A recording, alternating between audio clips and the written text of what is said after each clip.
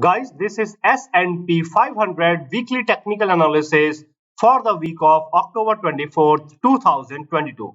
That is from October 24th, Monday to October 28th, Friday. Now, guys, the most important thing, the Tuesday. Tuesday is October 25th. So on October 25th, Tuesday, the giants means the Microsoft, Google, and the similar companies that have a that have this is the valuation of approximately $1 trillion or more than $1 trillion. Okay, or anything above $500 billion. So we call them the giants. So these giants are going to post their earnings.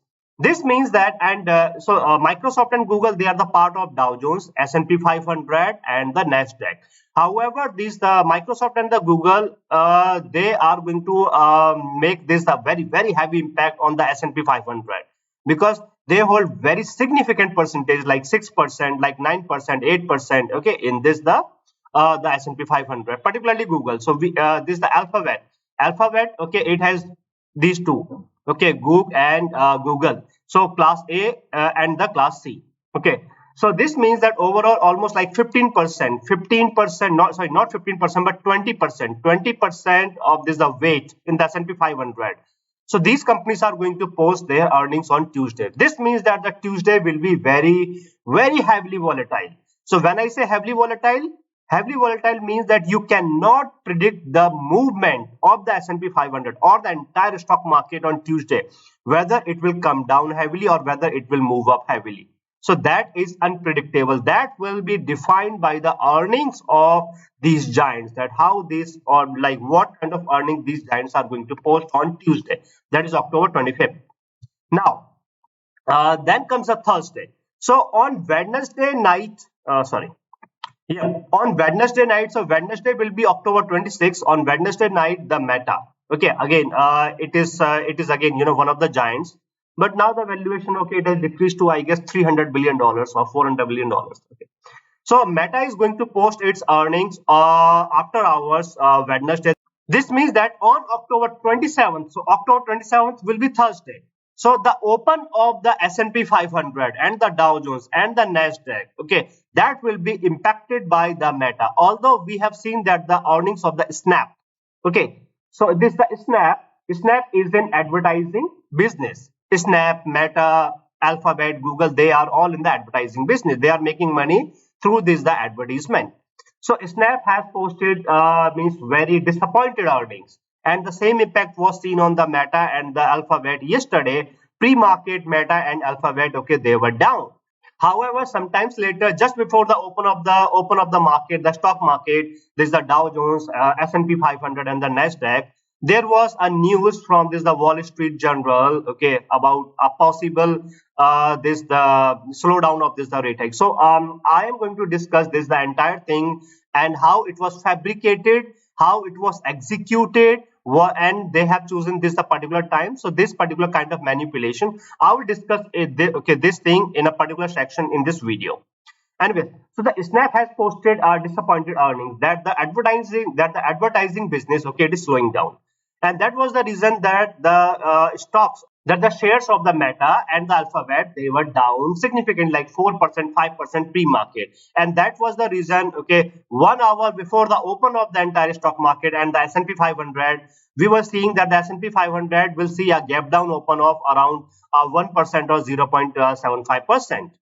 Okay, anyways, so yeah, so on Thursday the open, it will be impacted by the Meta. However, the market has the entire stock market and these indices like S&P 500, Dow Jones, and Nasdaq, they have already factored in the Meta because of this the pre-market. Okay, so let's see, okay, how it goes on this the Thursday, okay, pre-market.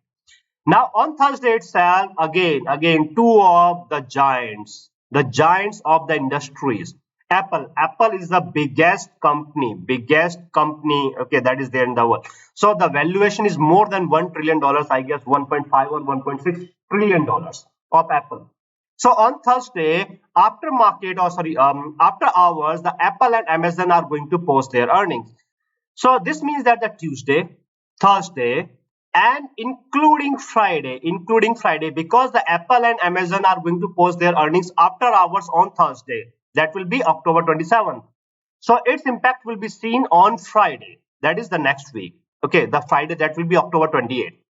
This means that the entire week except the Monday, okay.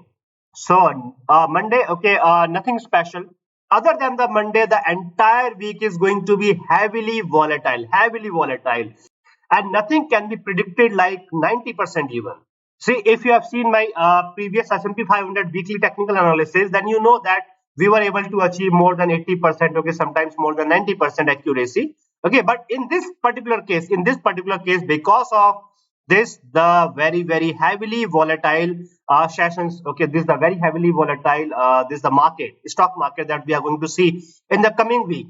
So this thing must be analyzed on the daily basis. On the weekly basis, okay, we can simply get an idea that to what level it can move up or to what level it can come down. So the earning season is in. You must consider the earning season. Earning season, it is okay. It is always, not just this one, but always after every quarter. Earning season is always volatile. Surprises are there. Unexpected things are there. Anything can happen, and the volatility is there. And the earning season is the favorite season of the market movers, the market manipulators. Anyways, so you can notice that the movement was confined, okay, as was predicted. So it was 3675, 3710, 3735. So everything was as was expected. That is where I told my community members that, see, this is the zone of 3735, and most likely now this is going to act as a lower high. And what we do on lower high, we sell. Okay, that was the reason my community members, they have made money 1, 2, 3 days. On 3 days, okay. And also initially on Friday they have made money, they have booked the profit. But because of this, the reversal, okay, on this the second trade, or the third trades, okay, they stopped out, and this was at the break even. So 1, 2, 3 days, my community members, okay, they have made money. Now my YouTube community members, they were playing safe, they were making money, and the reason was these the updates, these the timely updates they were getting each and every day, pre-market update, final update, okay, in the middle of the day, okay, these the first, second, third, etc. Okay, these all updates. So because of those updates, okay, my community members, they were playing safe and they were making money, and even in the adverse scenario, just like what has happened on Friday, there was a manipulated upward movement. They stopped out, but initially they have booked the profit, so they were almost at the break even. Now guys, let's discuss the agenda of this S&P 500 weekly technical analysis. So the point number 1, the first point of this, the agenda of this, the S&P 500 weekly technical analysis, is that I will do this, the technical analysis of the S&P 500 on the weekly chart.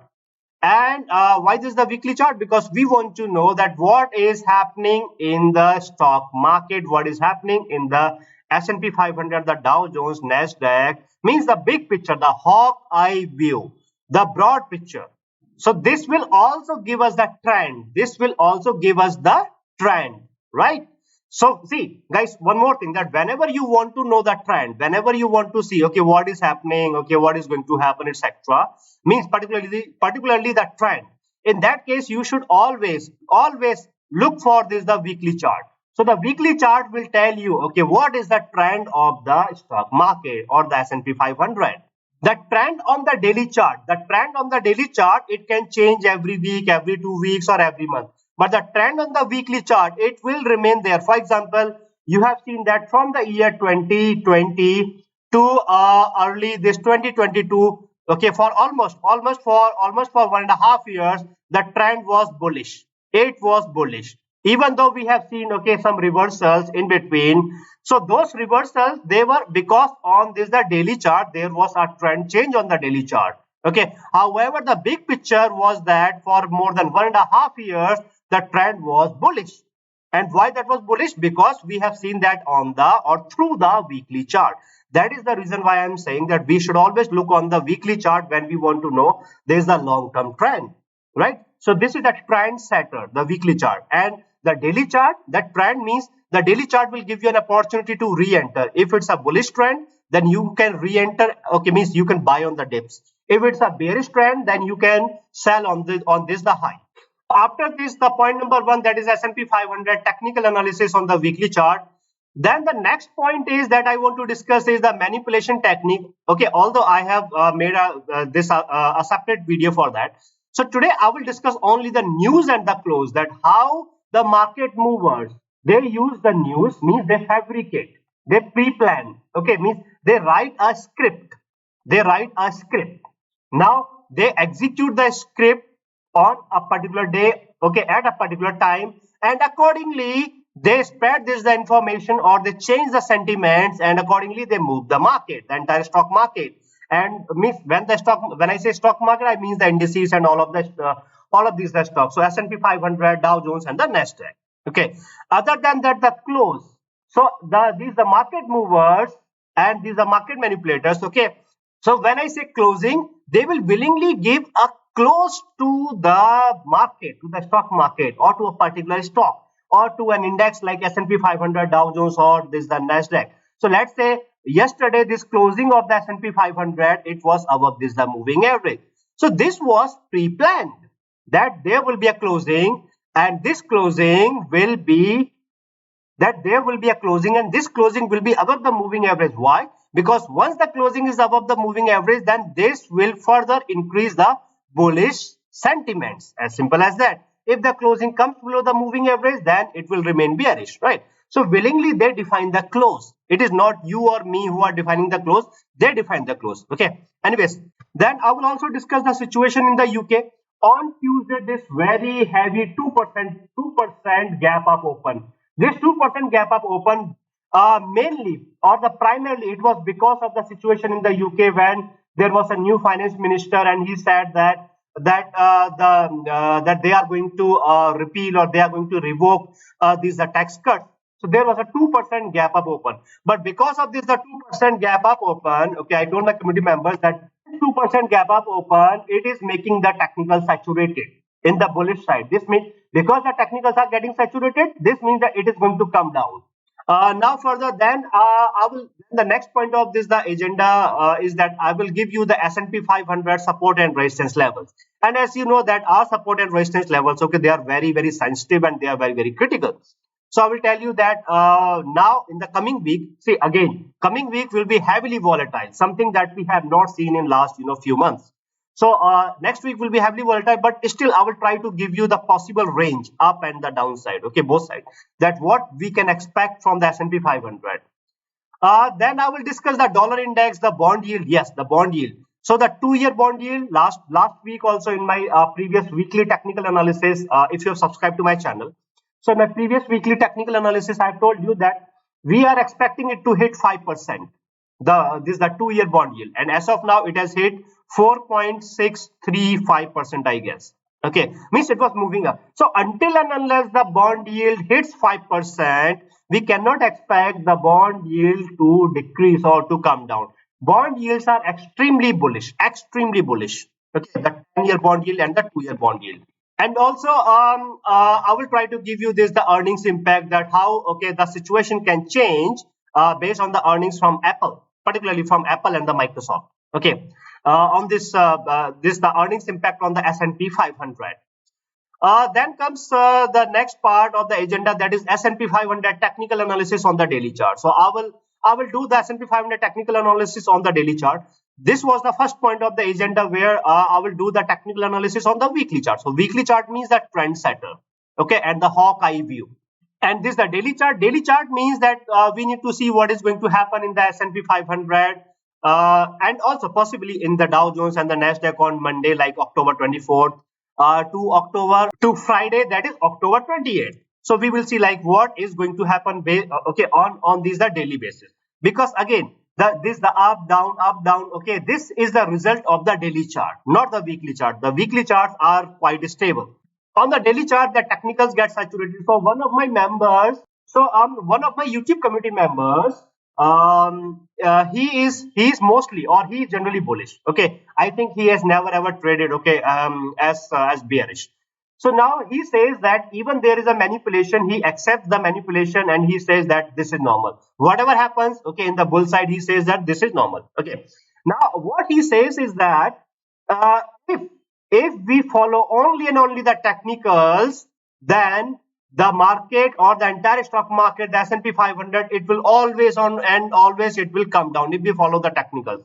No, that is totally incorrect. That is absolutely incorrect, because see, whenever we follow the technicals and the entire stock market is coming down, or let's say the S&P 500, it is coming down, then after a few candles, 4, 5, 7, 8 candles, or maybe 10 candles, the technicals on the bearish side will be saturated. The technicals will be saturated, means the stochastic RSI, it will saturate, the MACD, okay, it will saturate, okay, and some other technicals, they will saturate.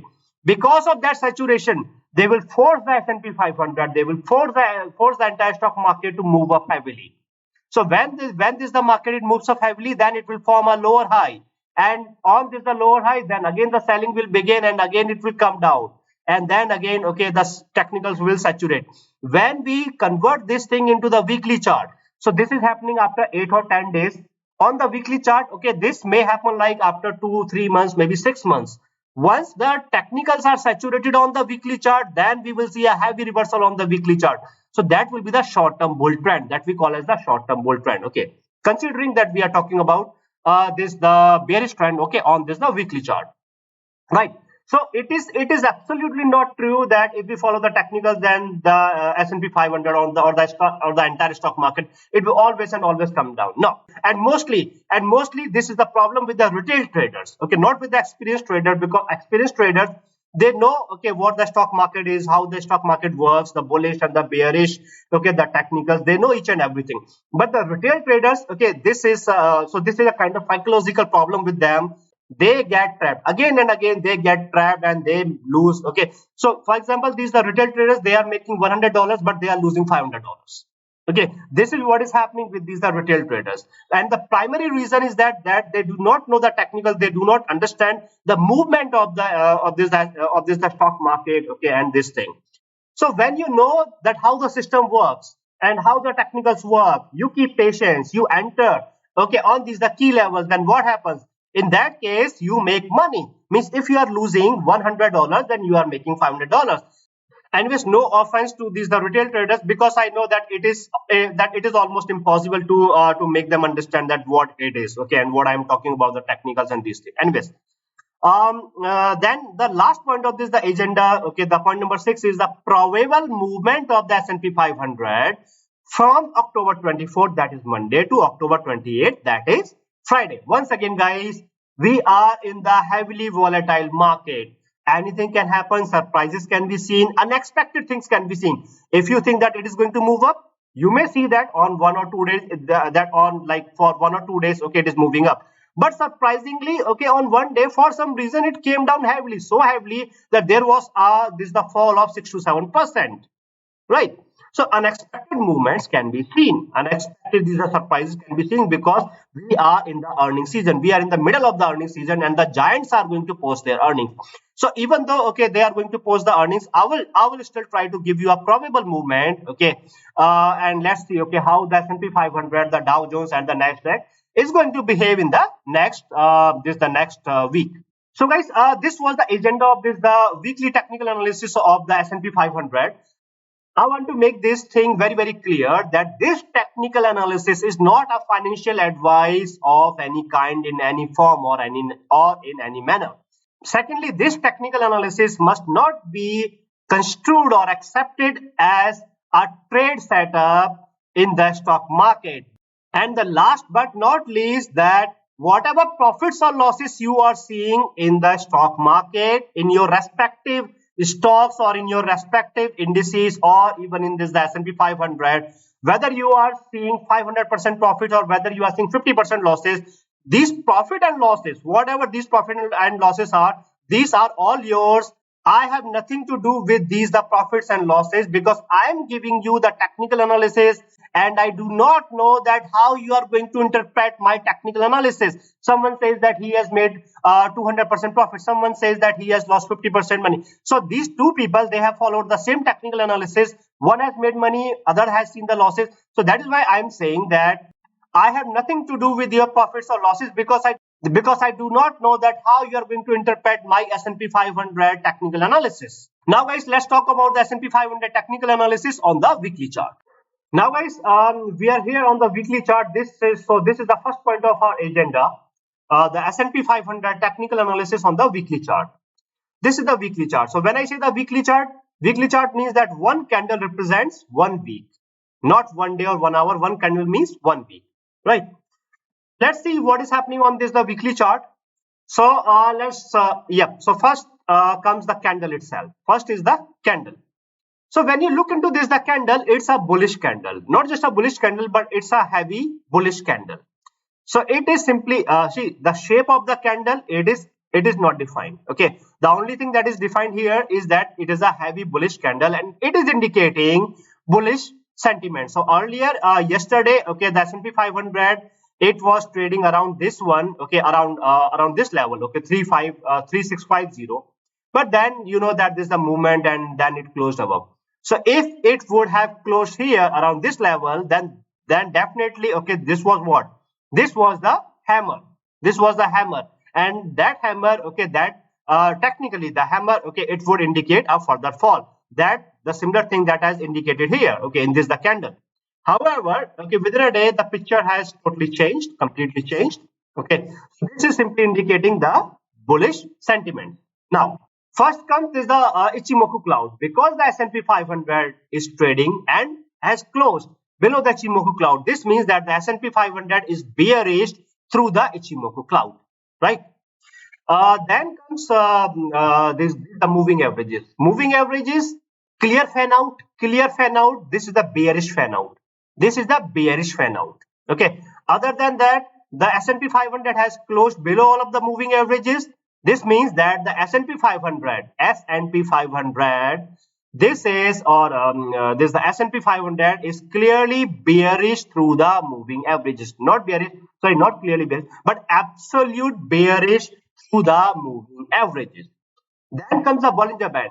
This is the lower band of the Bollinger Band. This is the median of the Bollinger Band. So when I say the median, so median of the Bollinger Band is the SMA. Okay, and if you notice that I do not use the SMA. Okay, SMAs are noisy. Means SMAs can give you many false indications. Okay, so I use the EMS. So EMS are smooth. So yeah, because the S&P 500 has closed between the lower band and the median of the Bollinger Band, this means that the S&P 500 is bearish through the Bollinger Bands on the weekly chart. What we have seen, okay, that the S&P 500 is bearish through the Ichimoku cloud, S&P 500 is bearish through the moving averages, S&P 500 is bearish through the Ichimoku. Sorry, S&P 500 is bearish through the Bollinger Bands. Now let's see what other technical indicators are saying. So this is the MACD. MACD is still bearish because the MACD is less than the signal. Other than that, the MACD and the signal both are negative. Both are negative. This means that the S&P 500 is still bearish through the MACD. Okay, and what is MACD? MACD is moving average convergence divergence. Right. So that is the MACD. So MACD as of now it is still bearish. So S&P 500 is bearish through the MACD. Now, if you notice the stochastic RSI, because the K channel is more than the D channel, K channel is almost 18 and the D channel is 9. Okay, directionally, it is bullish. However, because both are less than 20, other than that, the D channel is still less than 10. So, if you have subscribed to my channel, then you know that I have discussed this thing, okay, a lot of times, that whenever the K and the D both are above 90, or if any of the channel is above 90, or if the K and D both are below 10, or if any of the channel is below 10, then that indicates, okay, that if it is above 90, then bullish. If it is below 10, then it is bearish. Even though the directionally, okay, it may be bearish or bullish. But so what I'm trying to say that it is still bearish. It is still bearish. It will be still counted as bearish.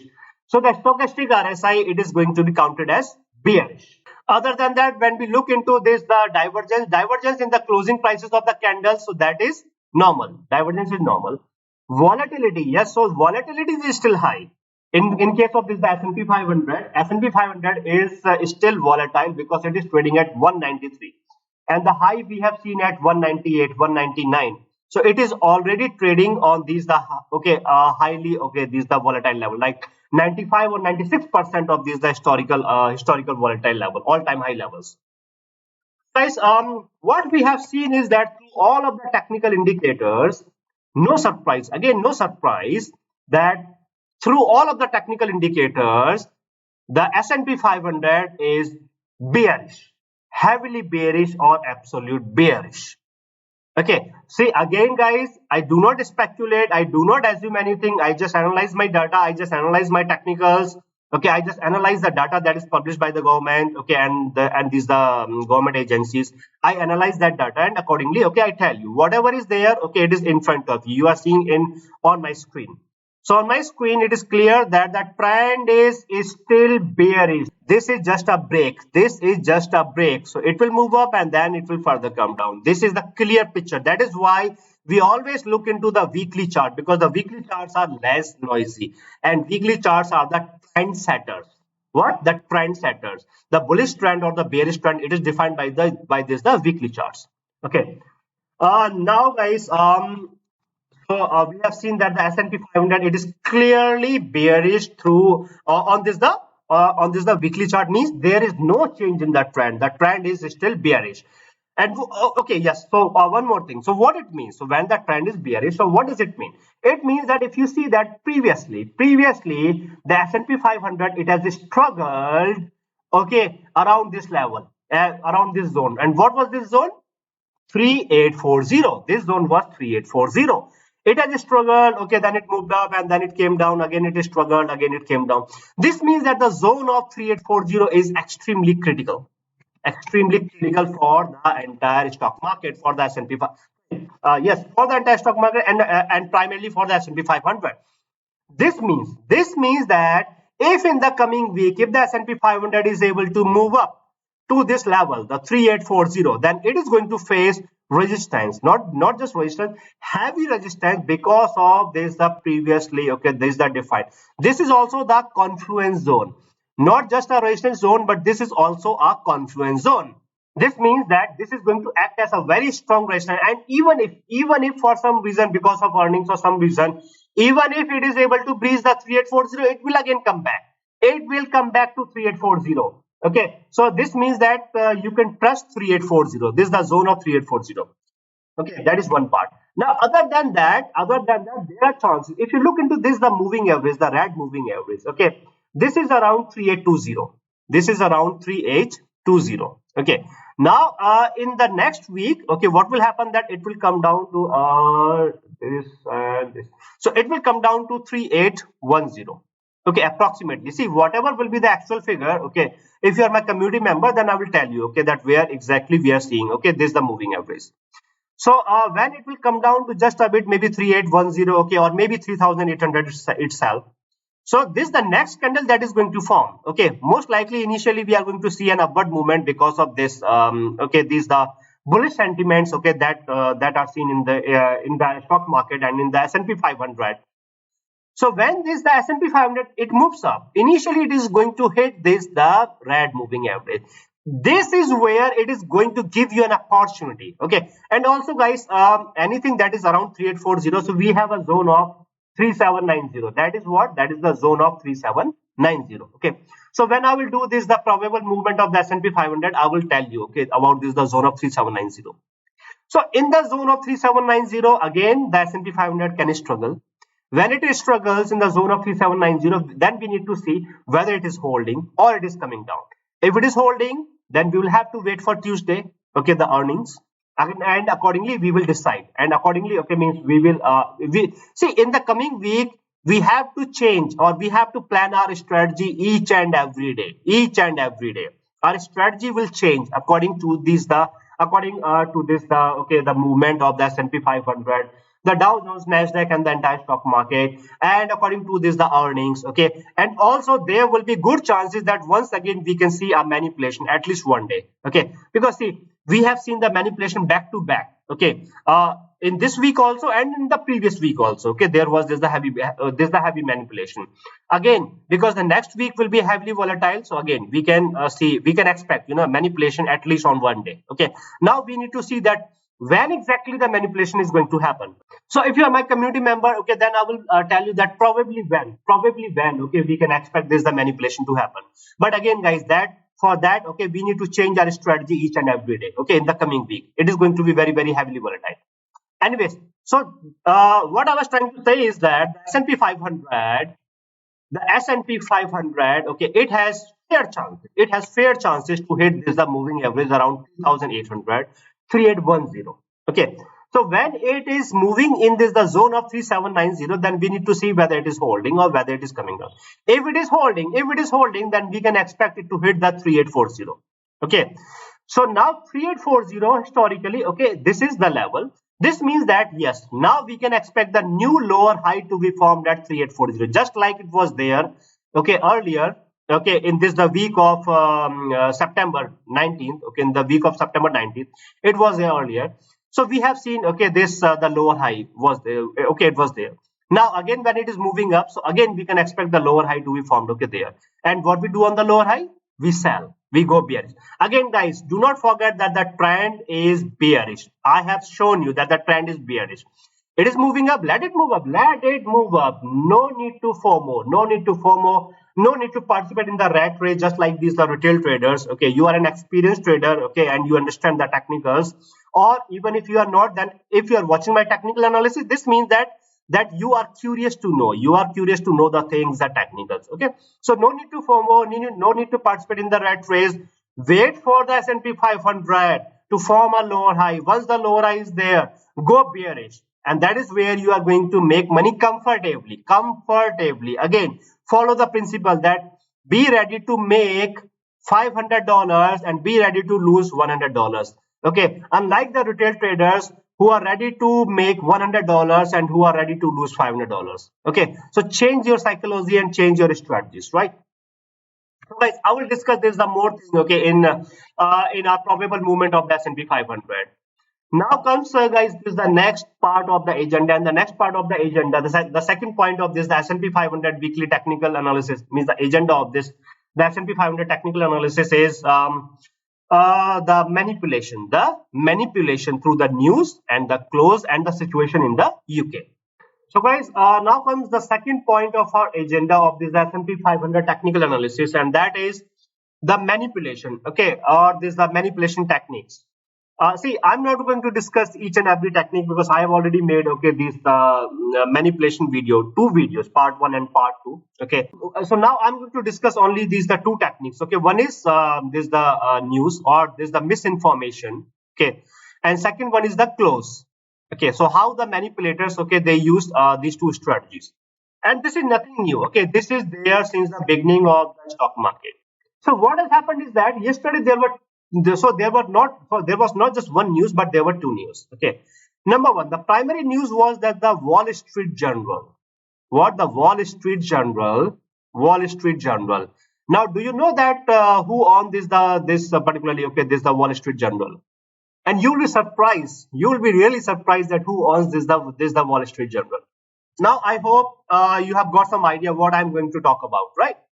So, company that is listed in the stock market and is the constituent of the Dow Jones is the owner of the Wall Street Journal. And yesterday the Wall Street Journal has published this the news that some members, okay, of this the Fed, okay, this the Federal Reserve, some members of the Federal Reserve, okay, nobody was named, no name, okay, some members of the Federal Reserve, they are concerned about this the rate hike, and they think that the rate hikes must slow down, right? So there was a news that was not confirmed, not certain. Secondly, this news was based on the assumption, based on the speculation, okay, that the Federal Reserve may, again, Federal Reserve may, because this is not confirmed. So the Federal Reserve may slow down the rate hike.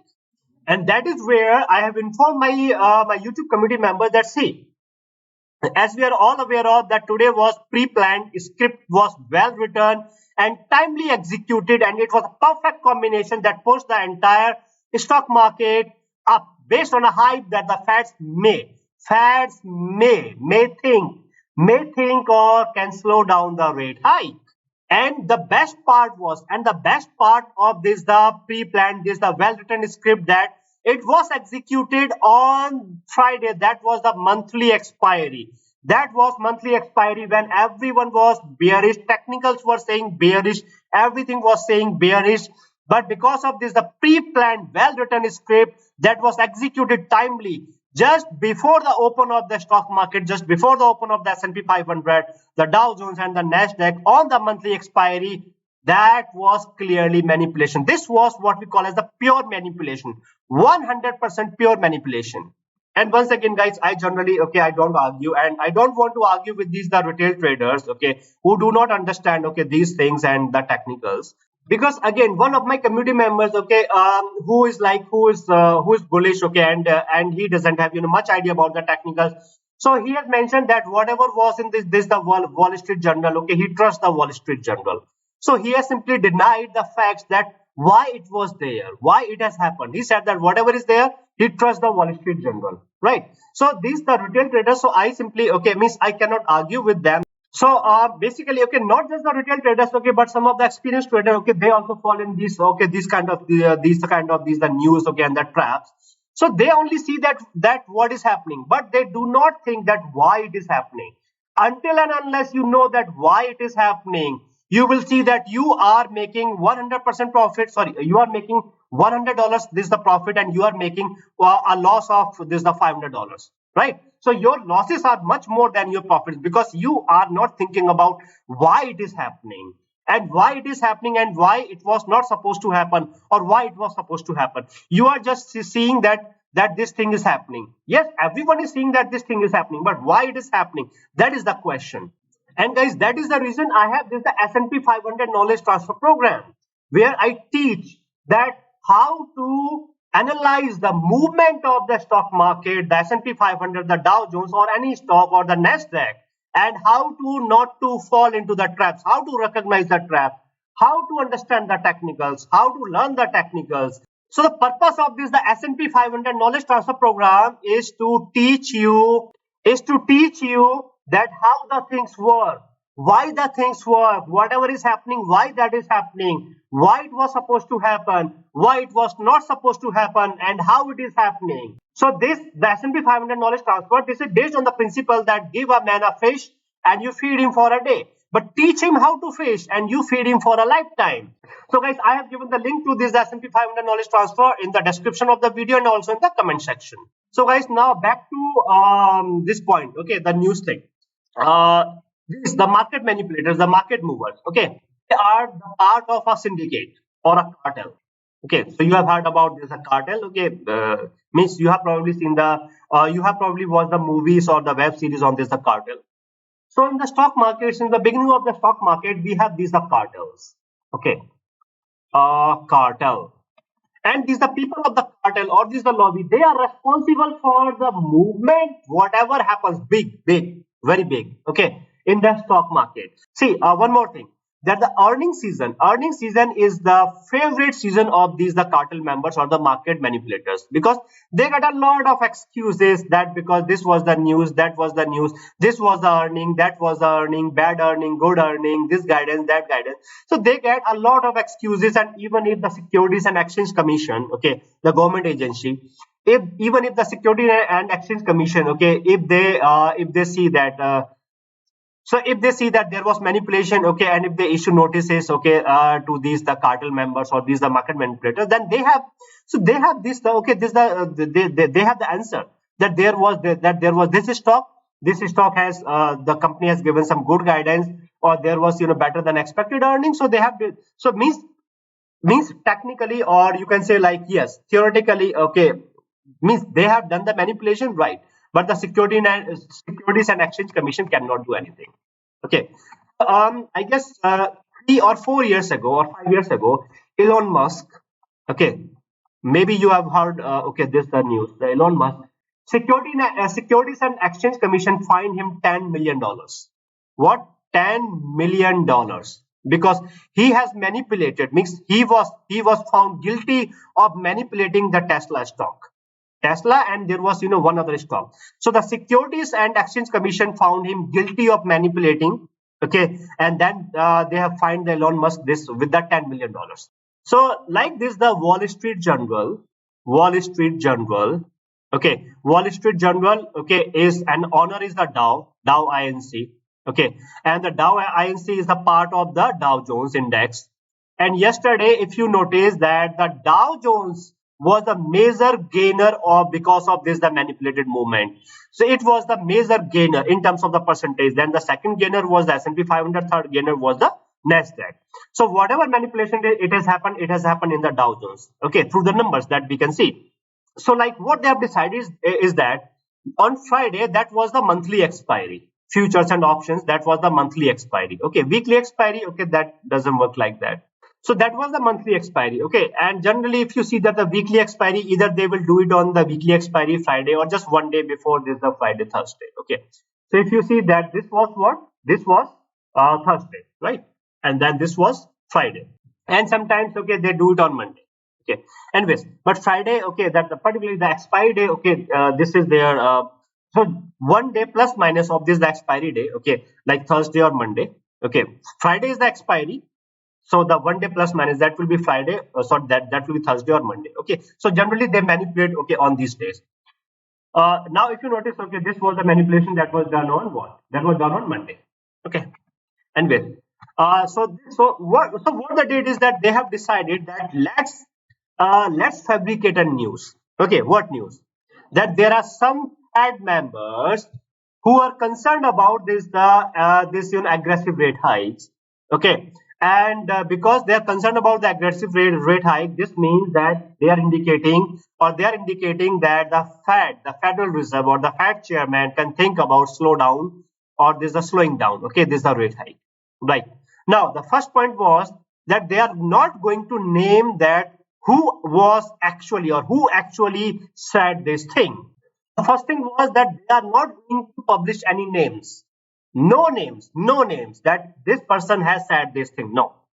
They have simply said that the Fed members or the Fed officials, right? No name, absolutely no name. This was just to avoid any contradiction or to avoid any situation, because if they publish the name, then that member, okay, he can come and he can say that no, I have not said this thing. Okay, so that will simply contradict to the news. So first thing, they have decided that they will publish the news that some of the Fed officials, some of the Fed members, okay, they are concerned about this the rate hike, but they will not publish the name. They will not publish the name. Secondly, they will say that some sources, some unknown sources have said. Means again, they are not going to name anyone, because if they name, then that person can come and can say that no, I haven't said this thing. Okay, so some unknown sources. That was the second thing. Okay, that the Feds can slow down the rate hike. Right now, slow down to what level? 0.25, 0.00. Absolutely not. Absolutely not. The Wall Street Journal in the same report, okay, you can read that report. If you read the report, there is nothing, absolutely nothing that can say, okay, or that can trigger this heavy change or this heavy buying in the entire stock market in the SP 500, okay, and the Dow Jones and the Nasdaq. So Dow Jones, once again, the Dow Jones was the major gainer. Okay, there was nothing as such. Okay, means no names of the Fed members, no one, okay, who has published the, okay, or who has brought this the news. So unknown sources. Okay, again. So they have said that the Feds are going with the 75 BPS. If the Feds are going with the 75 BPS, then how can you celebrate, or how can the market celebrate? Okay, there was absolutely nothing in there, okay, in this news. So this means that the cartel members, okay, the market manipulators, they have already decided that they are going to fabricate the news, and that they are going to publish the news. So 9:30 a.m. Eastern time, this is when the market opens, 9:30 a.m. Eastern time, right? They are going to publish the news just before the open of the entire stock market, okay, or this is the SP 500, the Dow Jones and the Nasdaq. Just before the open, they are going to say, see, in order to manipulate, okay, through the news, what you need is that, first of all, there must be a fabricated news. Okay, this fabricated news, this must be fabricated in a way that it cannot be challenged. Means no names, absolutely no names, right? So that no one can challenge this particular report. Okay, or sometimes later the Feds can say that they are not thinking about this, and it was solely or it was the thinking of the Wall Street Journal, okay, or the reporter of the Wall Street Journal itself, okay, nothing else. Anyway, so first of all, no names. The news report must be okay, and secondly, the news report, okay, it must be able to change this the sentiment. Secondly, the news report, it must be published, okay, through the unknown sources, right? Now, the news report must be published before, most likely before the just before the open of the stock market, just before the open of the S&P 500 and the Dow Jones and the Nasdaq, just before. Okay, so that whatever the sentiments were there, like bearish, then the news report can make it bullish. If the sentiments were bullish, then the news report can make it bearish. Okay. Uh, so this is there. Secondly, okay, they can also publish the news report in the middle of the day when the market is just up, down, dull. Okay, means that when the market is dull, when the S&P 500 is trading dull, when the entire stock market it is trading dull, no movement, no up, no down, a dull movement, a sideways movement. So they can break the news, okay, at that particular time also, so that they can give a heavy fall or heavy upside movement to the entire stock market or the S&P 500 or the Dow Jones or the Nasdaq, right? So the news must be published, fabricated, must be pre-planned, must be scripted, must be well scripted, and must be well executed. Must be well executed, right? And secondly, yes, most of the time this news, okay, this must be well executed, fabricated, pre-planned, must be executed on this the expiry. What expiry? Either on the weekly expiry or on the monthly expiry or plus minus one. Okay, Thursday or Monday, right? This is with the news. So, well, this was a lot of thing, okay, that we have discussed in this the cartel thing. Okay, sorry. Now comes, guys, now comes the second point, okay, of this the agenda. Okay, and this is the UK situation. So the UK situation, okay, again, okay, I don't know like what is happening, okay, in this in the UK. Okay, first there was this the new government, the PM says, okay, that they are going to give the subsidies, okay, rate cut, okay, these are rate cuts, etc. Then the Bank of England says that they are in the recession, okay, UK economy is in the recession, things are going, okay, bad. Then the pension fund was on the brink of collapse, okay, means the bad. Then, okay, one day, okay, so then the UK Prime Minister, okay, she has fired the finance minister, okay, and then they have hired this the new finance minister who said that they are going to repeal these the laws, okay, no tax cuts, okay. Then this has given a 2% gap up, 2% gap up open to the entire stock market, including S&P 500, Dow Jones, and the Nasdaq. 2% gap up, right? Fine, that was good. Then the other day, the UK Prime Minister, okay, she has resigned. Okay, the government is gone. Now the UK is looking for the new government. Okay, means see, US and UK are the two most stable financial markets. So if something happens in the UK, see guys, once again, if you have subscribed to my channel, then in the previous S&P 500 technical analysis, I've told you that the UK financial market, okay, it is very much stable, okay, and similar to the US financial market. But because these things are happening in the UK financial market, so this is making the situation worse for the UK, for the European Union, for the entire Europe, and the US and the entire world, right? Because it is simply means this is with the financial market. Now, until and unless the UK, okay, gets okay its new this the prime minister, okay, so we need to look into that, who will be the new prime minister, what is the background of that the new prime minister, okay, what will be the initial speech of the prime minister, okay, and whether he is going to change the finance minister or not, until and unless there comes some kind of stability in the UK financial market, so not financial market but in the UK government, okay, we cannot say that how the things are going to unfold, right? So we need to wait and we need to look into this the UK situation. Now guys, let's talk about this support and resistance level. So the third point of our agenda is the S&P 500 or the SP500 support and resistance levels. So I will tell you that what are the support and resistance levels of this, the S&P 500 or the SP 500 for the coming week. So guys, once again, if you have not subscribed to my channel, then please subscribe the channel and click on the bell notification icon. And other than that, if you want to join my YouTube community to get the daily analysis of the S&P 500, daily, okay, each and every day. So you can join my YouTube community, and I have given the link in the description of the video and also in the comment section. If you want to participate in my S&P 500 knowledge transfer program, if you want to learn how the S&P 500 works, what is S&P 500, what is the system, how the system works, how to analyze the S&P 500, what are the strategies for the S&P 500 for the entire stock market, what are the hacks for the S&P 500 for the entire stock market, then you can join my S&P 500 knowledge transfer program. I have given the link in the description of the video and also in the comment section. Now let's talk about the S&P 500 support and resistance levels. Now guys, let's talk about the third point of our agenda, that is the S&P 500 support and resistance level. So the support and resistance levels, as of now, the closing was at 3752, right? Because this closing was above this, the moving average, this means that if there comes one more candle that closes above all of these, the moving averages, in that case, it can further trigger buying in this, the bull side. Okay. Now in the bull side, when we talk about the resistance, as of now, 3840. Again, once again, 3840. You cannot beat this, the 3840. Okay, as such.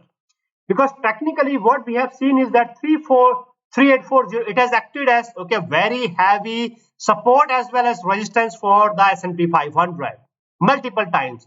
The S&P 500, when it was coming down or when it was moving up, it found this a very heavy hurdle at 3840. Okay, so any initial movement, okay, it has to see this the resistance at 3840. Other than that, if you notice that historically, okay, this is the level, this is 3935. Okay, historically this level 3935, as of now, see, as of now, technically, again guys, technically moving into or seeing 39xx, that is not possible. Technically anything above the zone of 3840, just a bit up down, that's okay, but technically above the zone of 3840, again that is not possible. Okay, but again we are in the heavily volatile market. Okay, this is the environment, heavily volatile environment where things can go against the technicals, and we can clearly see that okay, a few times that the things went against the technicals. Other than that, the surprises can be seen. Okay, so as of now, let's, okay, still to be on the safe side, let's keep it 3935. Although the chances are extremely thin of seeing the 3935, but still let's keep it in the picture. 3884, yes, there is, some probability that when the S&P 500 moves up, then it can hit the 3884. Some probability, not heavy, but some. Okay, so we are keeping 3935 in the picture, 3884 in the picture, then 3840 itself. The very strong zone. Even if the S&P 500 is able to breach 3840, it will again come down. Okay, this is the principle. 3840, then the next and the immediate resistance is the 3790, not just 3790, but the zone of 3790. If you notice, this was the zone of 3790 because the S&P 500, it failed 3 consecutive days to breach the zone of 3790. That was the reason there was a heavy the downward movement in the S&P 500 and the entire stock market. Okay, this means that even before the S&P 500 can hit 3840, first it has to move up to what? Move up to this level, that is 3790. Now the zone of 3790, when I say zone, once again guys, when I say support or the resistance, if you have not subscribed to my channel, okay, and if you are watching this, the technical analysis, this is the S&P 500 technical analysis for the very first time, then let me tell you, the support and the resistance levels are not the absolute level. So when I say 3840, this is not exactly 3840. Okay, you are going to see it as plus minus 10. What? Plus minus 10. So support and resistance levels are always the zones. Always the zones. Okay. So what this 3840 means? This means 3830 to 3850. This is the zone. 3830 to 3850, and in the middle we have 3840. This is the upper band of the zone, this is the lower band of the zone. This is how we create the zone. When we talk about the Dow Jones, then we use plus minus 100 to create the zone, okay, or 150 plus minus 150. Okay, so support and resistances are never the absolute levels. So again and again, almost in each and every video, okay, I am telling you this, okay, that this is the picture, that you need to correct your fundamentals. Okay, so support and resistance are the zone. Yeah, so we were talking about, okay, this thing 3840. Then comes the immediate at 3790. Immediate support comes at 3735. The zone of 3735. It was extremely, okay, it was extremely important zone. Means it was very strong zone. And because of this zone, okay, 1, 2, 3 days. 3 days, my YouTube community members, they have made money. Okay. Then comes 3710. Okay, support, good support, you can say. Another very good support at and another very good support at 3675. Okay, this is again a very good zone, 3675, a good confluence zone itself. Next support comes itself at the zone of 3630. This is 3630. Then comes the next the support, okay, at 3600. Next one at 3585, 3565, around 3565. Then the next support comes at 3527, or the zone of 3527. Then finally we have the zone of 3500. Now guys, there is one more thing that I want to clear. Once again, the same thing that I have mentioned in my previous SP 500 weekly technical analysis. Okay, that whenever this was the first time it has got this the reversal, right, from 3500. The second time whenever it will come to the 3500, the 3500 will not be able to hold the S&P 500. Rather, it will breach, it will come down towards what? Towards 3400 or 3300, right? So that I will discuss, okay, when this will be happening, probably next week. Okay, when the earnings season will be over, the giants will be over, means the posting, the earnings of these, the giants will be over, and then we'll be heading to this the Fed's meeting, okay, when they are going to raise the interest rates.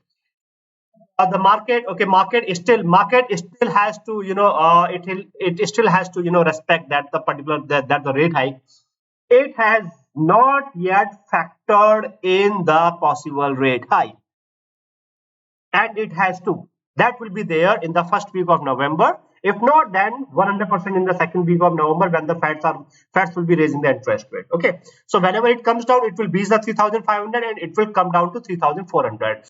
Now guys, let's talk about this, the fourth point of our agenda, and the fourth point of our agenda is the bond yield, okay, the volatility and the dollar index, that how the dollar index, bond yield and volatility is going to impact the S&P 500, the Dow Jones, the Nasdaq and the entire stock market. And guys, once again, I'm discussing the dollar index and the bond yield, okay, almost in my each and every S&P 500 technical analysis, because this is still significant, right?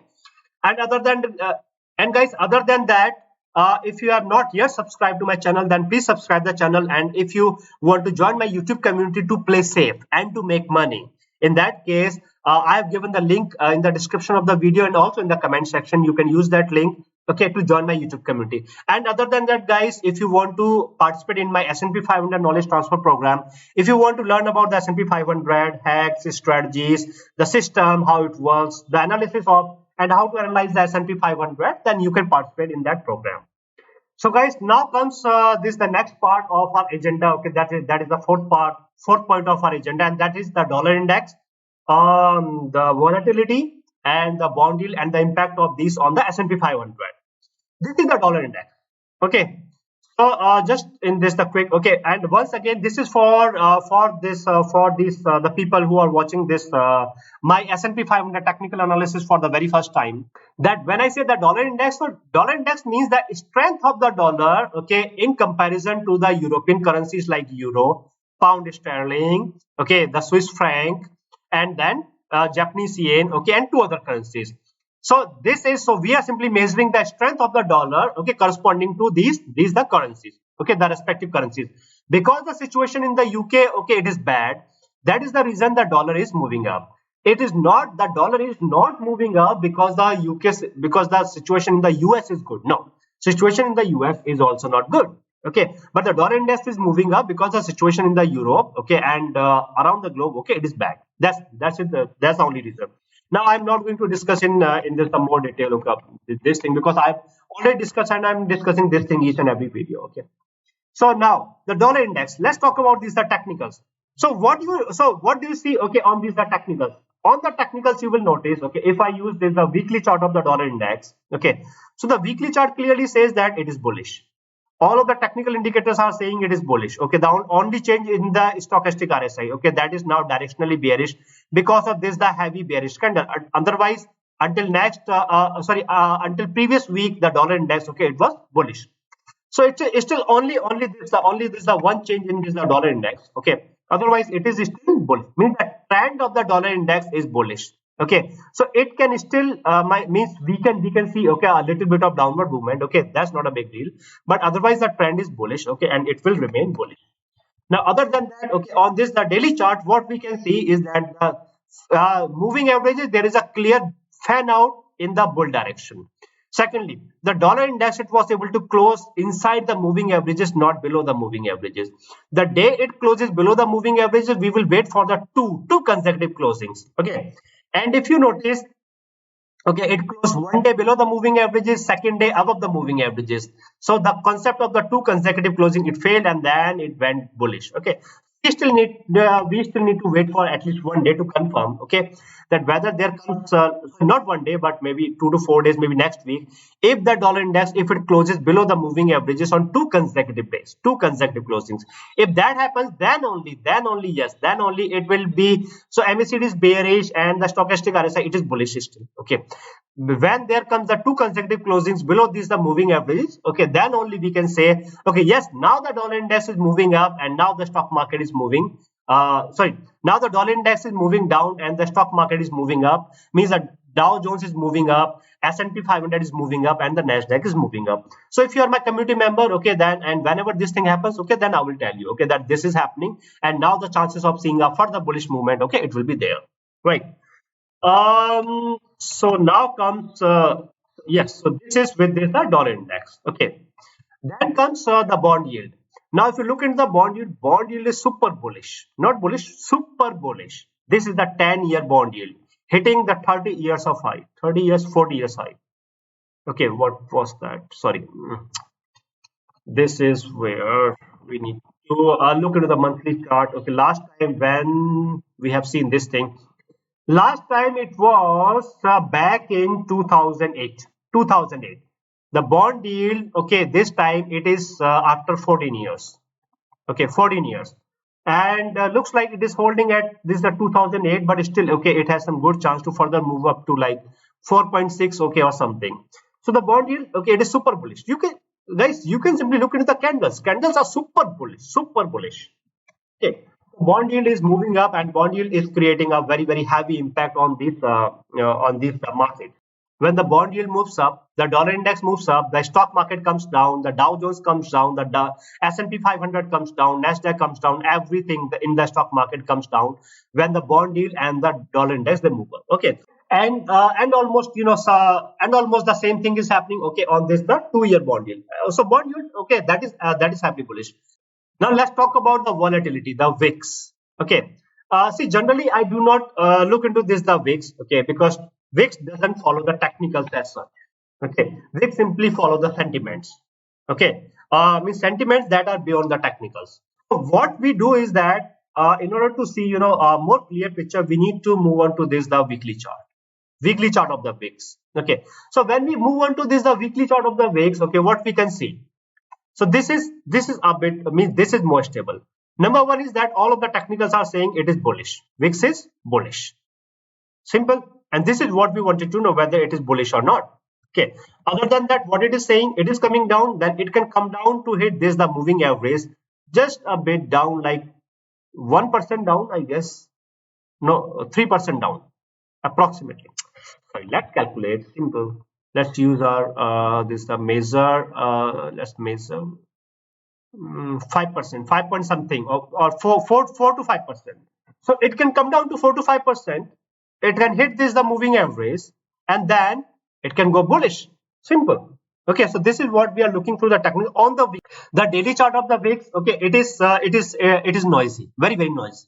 Okay, that is why we look into the weekly chart of the VIX. Okay, This is the picture. It can come down by 4 to 5% the VIX, and then it will have to, or then it will go this is the bullish. When the VIX will go bullish, the entire stock market, the Dow Jones, the SP 500, everything will go, or everything will come down. Now this further confirms our theory that the dollar index is expected to move up. Okay, after some there's a downward movement. Initially a downward movement, some downward movement, it can move up. The same is with this the bond yield. Okay, it can come down a bit. Again, it will see this the bullish movement. Same is with this the big with this the VIX. This means that initially on Monday and Tuesday, etc. Okay, initially 1 to 2 days, we can see that the S&P 500 and the entire stock market, like Dow Jones and the Nasdaq, they are moving up. But then after 1 or 2 days, okay, everything is coming down, because in that case, the VIX, the dollar index, okay, and the bond yield, they will then come into this the picture.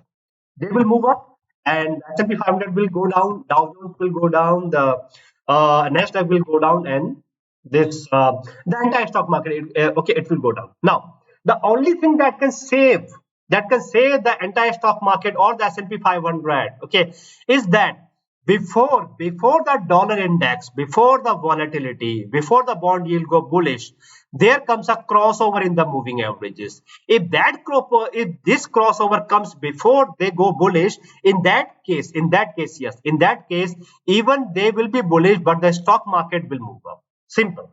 Okay. Or if this happens in the Dow Jones, okay, I think the Dow Jones, okay, this crossover will happen in next 2 to 3 days is expected.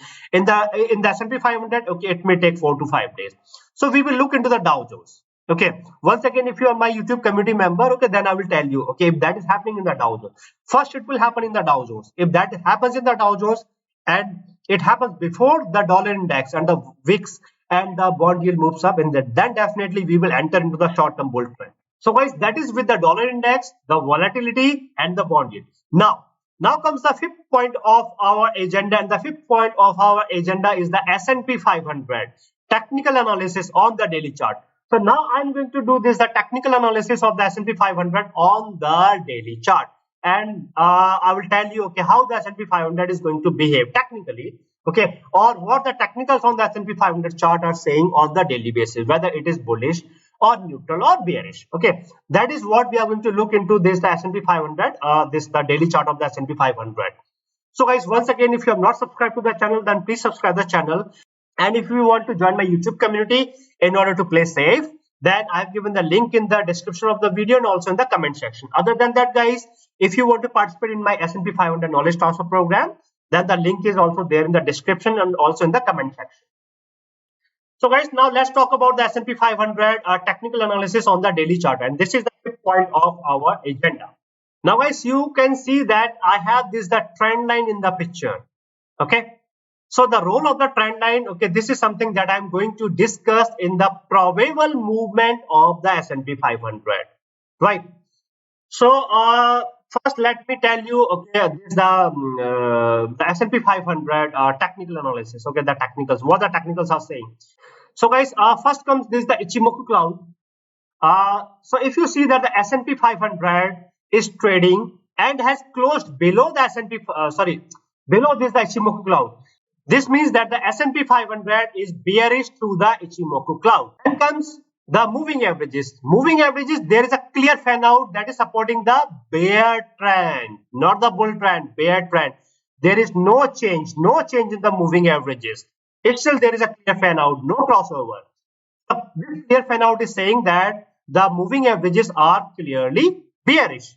Okay. Other than that, if you see, means the pattern of the moving average, it is saying that bearish, means the S&P 500 is bearish through the moving averages. Now, the second part of this is that the closing of the S&P 500 was above all of the moving averages. Okay, although we need, the second closing to confirm whether we are going bullish or not. Okay, but in this case, because one closing was above all of the moving averages, so what it indicates?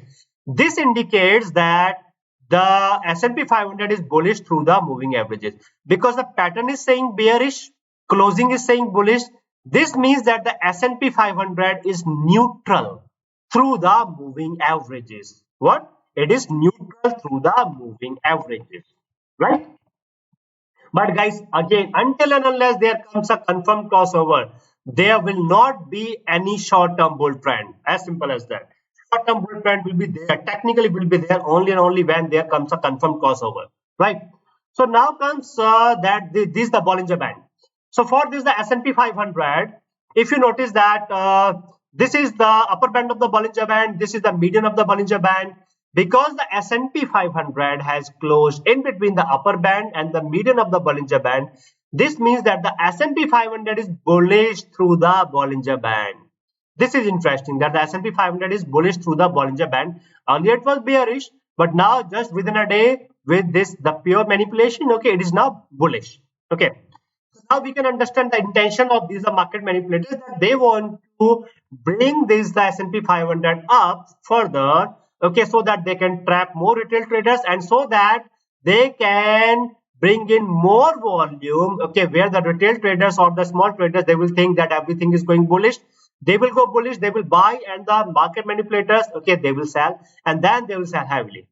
So whenever there comes the recession or the great recession or the great recession, okay, the manipulation, it comes into the picture, and the manipulators, they push the entire stock market, the S&P 500, the Dow Jones, the Nasdaq, each and everything, and most of these stocks in the bullish direction, because they want to change this the mentality, okay, or the psychology, okay, of the traders, and they want to say that see, the market is moving up and the entire stock market is moving up, the S&P 500 is moving up, so go bullish, buy. Means they say that simply that there will be no recession.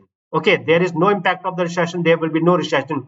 And once again, the retail traders speculate, okay, they do not listen to anyone, they always listen to the market manipulators.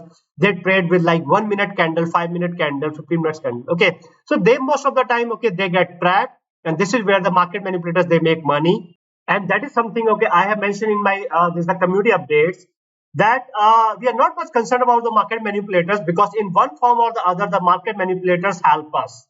Okay, it's like blessing in disguise, because the market manipulators bring back the market to our levels where, so we are waiting for the opportunity. So market manipulators, they trap the retail traders, and we, okay, the experienced traders, okay, or the traders who use the technicals, okay, they know that how the market works, how the S&P 500 works, how the entire stock market works, okay, how the system works. We know that what is happening, so we wait for the opportunities. So unknowingly these market manipulators, okay, they bring these they bring the market, okay, the entire stock market, the S&P 500, okay, up back to the levels where, okay, we were anticipating or we wanted to be, so that we can enter. Okay, so the market, so these are retail traders, they lose money, the market manipulators, they make money, and the experienced traders, they also make money, because they know, okay, where to enter, exactly where to enter. So they are patient, they wait for 1 day, 2 days, 3 days or something, okay, or sometime, okay, and then they enter, okay, at the top, they sell and they make money, or in the okay, when the trend is bullish, in that case they wait for the dips. Once there is this okay, this a good dip, then they buy, and then they make money. Okay, so this is what I mentioned, that while we blame the market manipulators, we should also be thankful for them, because unknowingly they are helping us to re-enter into the trades at our desired levels, which was otherwise not possible. So the retail traders, the small traders, the big traders, other than the market manipulators, okay, they do not have enough potential to move the entire stock market, to move the S&P 500, okay, like 5% or 10%. No, okay, we can, because we do not have hundreds of billions of dollars. We have hundreds of millions of dollars collectively, but we do not have hundreds of billions of dollars, and that is where we need the help from the market manipulators. So they come, okay, and it's a blessing in disguise. So while we are blaming these the market manipulators, we should always be thankful. We should also be thankful for them, because they are creating an opportunity for us. Once again, then comes the other technical indicators. When you look into the other technical indicators, this comes the MACD. MACD is moving average convergence divergence. Okay, that is MACD. So MACD is bullish because the MACD is more than the signal, number one. Okay, number two, if you look into the stochastic RSI, K channel is less than the D channel. K channel is 89 and the D channel is 91, just a bit. Okay, so as of now, so if there comes, just one more bullish candle, then the K will be more than the D. Okay, so as of now we can say that yes, directionally it is bearish. S&P 500 directionally it is bearish. Okay, but because both are trading around 90, so we can say that yes, we can count it as bullish. Okay. Other than that comes divergence. So divergence is increasing, but as of now it is normal. Volatility is trading around all-time high levels. Okay, that is where the volatility is high, very, very high, extremely high. Okay, now there is one more interesting thing, okay, that I want to show you here.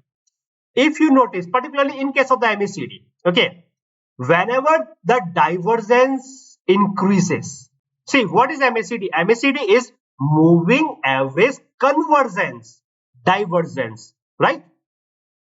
Whenever the divergence increases in the MACD, whenever it increases in the MACD, in that case, technically it compels, it forces the entire stock market, the S&P 500 or a particular stock or a particular this is the index like Dow Jones, okay, or the Nasdaq, it compels, okay, in case this is the S&P 500, it compels the S&P 500 or the entire stock market to give a reversal, and then the entire stock market or the S&P 500 or the Dow Jones or the Nasdaq, okay, they are compelled, they are forced to give the reversal.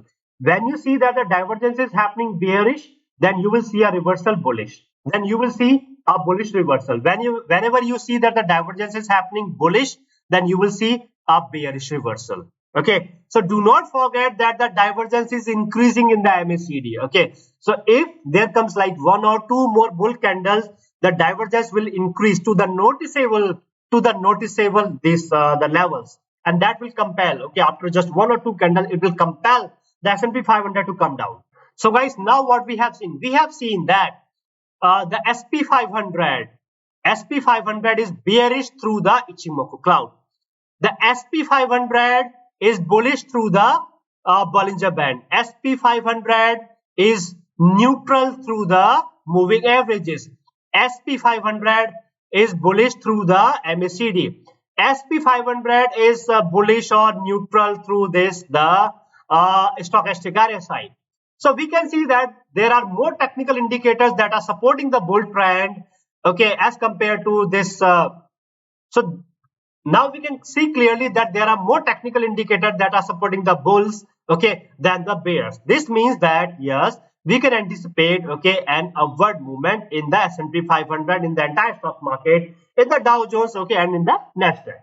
Now guys, now comes the most important part of the of our agenda, the final part, that is the probable movement of the S&P 500 in the coming week. Like what is going to happen to the S&P 500 in the coming week, whether it will go bullish, bearish, when bullish, when bearish, okay, each and everything that we are going to discuss here. So guys, now once again we are back to this the S&P 500 chart. The last point of our agenda, S&P 500, the probable movement of the S&P 500 for the coming week, for the week of October 24th, that is from October 24th Monday to October 28th Friday. So guys, once again, if you have not yet subscribed to the channel, then please subscribe the channel and click on the bell notification icon. And other than that, if you want to join my YouTube community, then I have given the link in the description of the video and also in the comment section. So guys, this is the probable movement of the S&P 500. So I have this the trend line for you. Okay, we need to look into the trend line. Although this was the manipulated movement, okay, purely manipulated movement, it has changed the sentiments from bulls to bear. From bears to bulls. Okay, so what we have seen earlier, okay, in the S&P 500 technical analysis, is that number one, on the weekly chart, okay, the trend of the S&P 500 is bearish, absolute bearish, no change in the trend, right?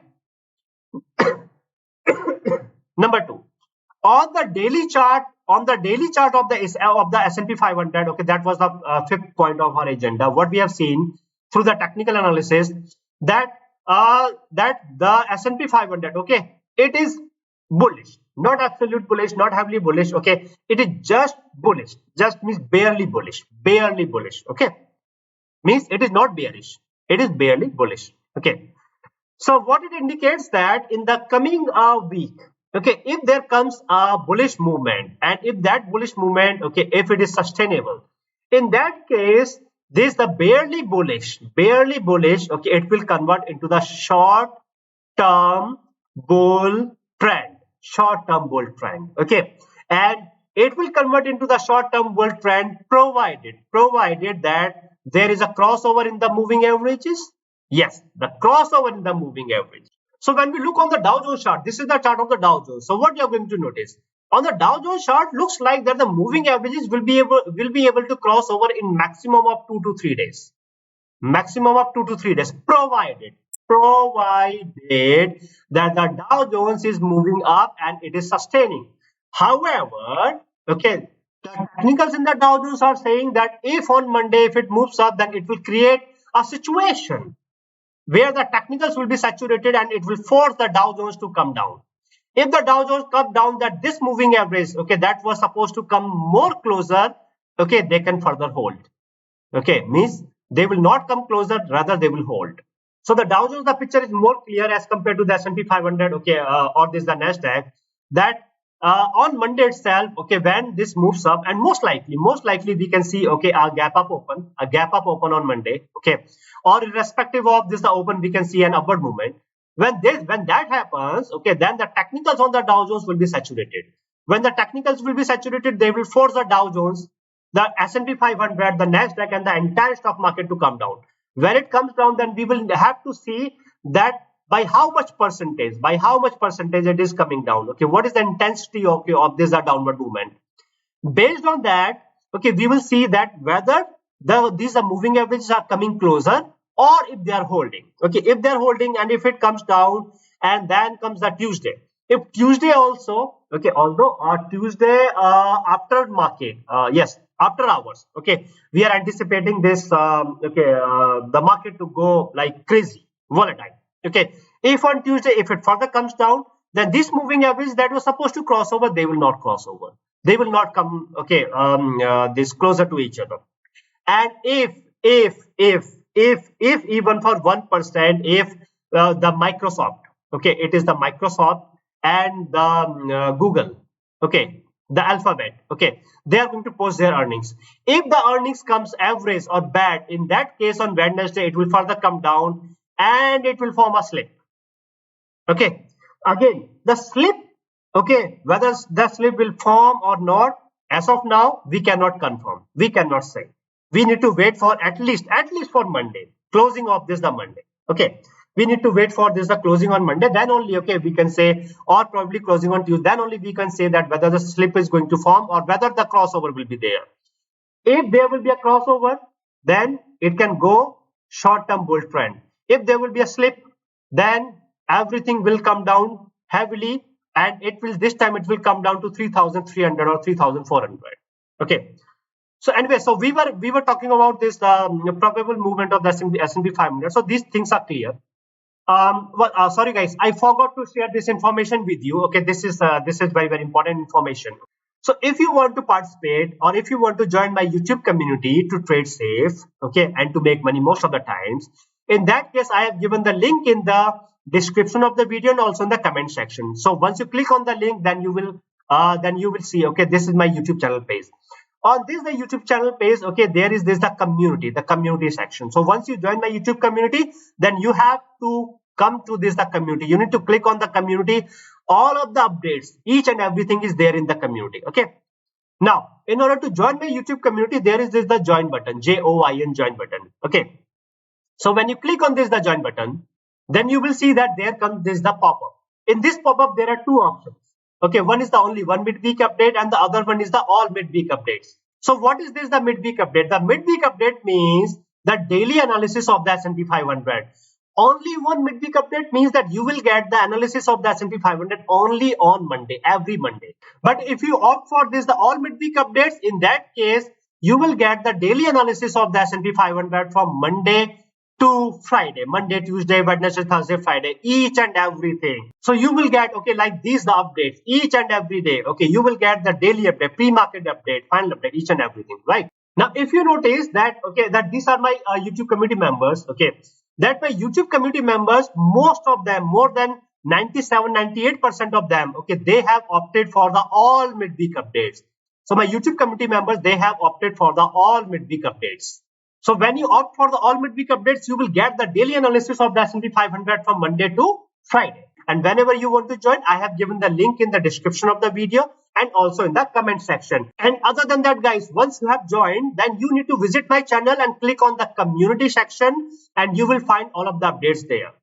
And other than that, guys, if you want to participate in my S&P 500 knowledge transfer, if you want to learn about the S&P 500, what is S&P 500, how it works, how the S&P 500, okay, it is manipulated, okay, and how to avoid falling into the trap. What are the technical indicators I'm using? What are the parameters, the modified parameters of my technical indicators? Okay, what each and every technical indicator, trading strategies, okay, all of the trading strategies that you can use to trade in the S&P 500, support and resistance levels, then the analysis of the S&P 500, how to analyze the S&P 500, how to predict the movement, how to predict, okay, each and everything, not just the S&P 500, but in the entire stock market, Dow Jones, okay, or the Nasdaq. Then the options, okay, all about options. What are options? Okay, what are the options strategies? How we analyze the S&P 500 through the options. Then the trend, okay, how we deduce the trend of the entire stock market, not just S&P 500, but the entire stock market. Then the market hacks. There are some hacks, okay, that works 100% of the time. Whenever some kind of candle is seen, okay, whenever some kind of pattern is seen, whenever some kind of movement is seen, then you know what is going to happen in the S&P 500 100%, and that will happen. And other than that, these are the terms and conditions, okay. And guys, this S&P 500 knowledge transfer, okay, this will be one-on-one only. No two participant, no group participant, only one and only one-on-one, okay. And other than that, if you look into the terms and conditions, so just the general terms and conditions, okay, then if you see, okay, that most of, okay, these my members, so I have not updated, okay, this further. So there are many participants who have participated, okay, in this, the S&P 500, this the knowledge transfer program. There is one more thing, okay, some of you might be having a question that we do not know anything about the technicals. We do not know, means we have just started, we are the beginners, okay. So how a beginner can learn, okay, all of this thing. So for you, if you think that you are a beginner, not a problem. I will teach you each and everything from the basics. If you are an experienced, so if you are an experienced trader, so we can leave the basics. We can talk about, okay, the more technicals, more advanced things. But if you are a beginner, I will begin with the basics. I will teach you the basics of the stock market. Once we cover the fundamentals, then I will teach you the more advanced things. Then I will teach you, okay, further the advanced things. This is how I am going to help you, okay, with this thing. Other than that, guys, okay, it is not a compulsion that you come and participate each and every day. No, you will get 1 month or a maximum of 2 months, and each session will be of 2 hours. So guys, once again, I have given the link in the description of the video and also in the comment section. Whenever you want to participate in the S&P 500 knowledge transfer program, whether you are a beginner or you are an experienced trader, okay, so just drop me an email. Okay, this is my email address, so just drop me an email, okay. And if you have any questions you want to ask, you can ask. So guys, now we are back to our the probable movement of the S&P 500, that what is going to happen in the S&P 500, okay, and what we are going to see, okay. So now if you notice, we have this the trend line, and other than this the trend line, okay, we have the Fibonacci retracement levels, okay. The first level of the retracement is 3810, around 3810, okay. This is the 38.2% of the Fibonacci retracement level at 3810. Then the other one 50%, okay, we have 3907, okay, that is the 50% of this the Fibonacci retracement level, okay. So what it indicates that at most the S&P 500, it can move up to 3810, okay, and then there will be that this the 38% of 0.2% of the Fibonacci level. So what we know about this the movement so far, we know that on Friday, okay, there was the purely manipulated movement that has simply changed the emotions. That has simply changed the sentiments, okay, in the market from bearish to bullish. Now, because this is a very heavy bullish candle, it looks like that it has engulfed the previous candle. But when we look into the numbers, then this is not engulfing, because just because of $1 it failed, just because of this of $1. So this is not engulfing, okay. But the naked eyes looks like that it is engulfed, okay. Anyways, because this is a very heavy bullish candle, Reason we know, okay, but now because it is a very heavy bull candle, now it must follow the technicals. What technicals? Okay, bullish technicals, okay, or these are bullish sentiment. This is indicating that on Monday, either number one thing, that on Monday, that will be October 24th. On Monday, either we are going to see a gap up open, okay, most likely we are going to see a gap up open, okay.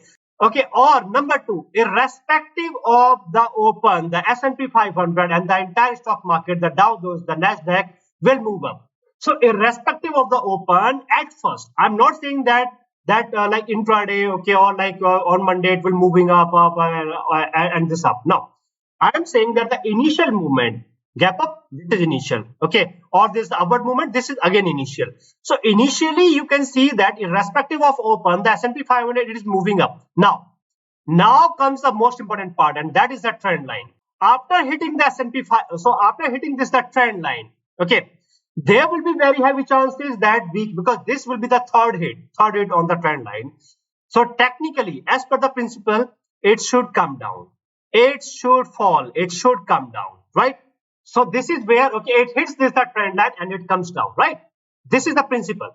Now the second case, okay, what can happen is that it can further breach that trend line. It can further breach that trend line.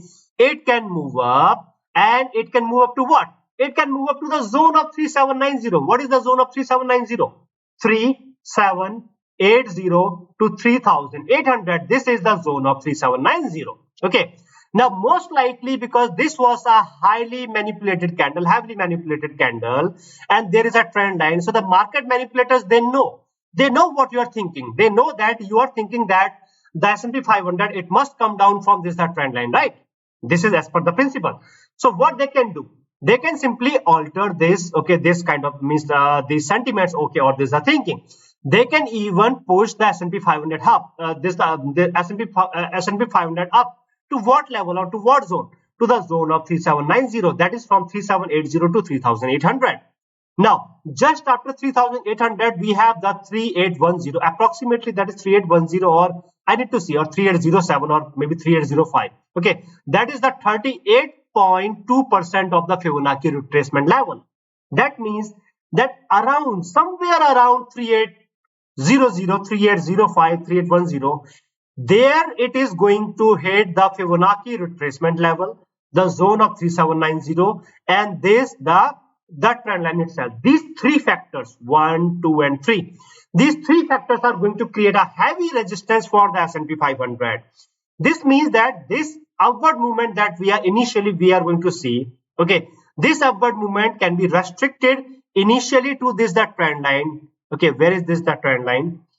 Okay, this the trend line is up to 3775, around 3775. So the trend line is up to 3775. Initially, you can see, okay, this is the trend line 3775. Other than that, you can see that. So initially, you can see that the S&P 500 is hitting the 3775. It is coming down. Okay, but again, if it comes down, but if it is able to hold, again, guys, remember, if it hits the trend line at around 3775, it comes down, but it holds. In that case, what it means?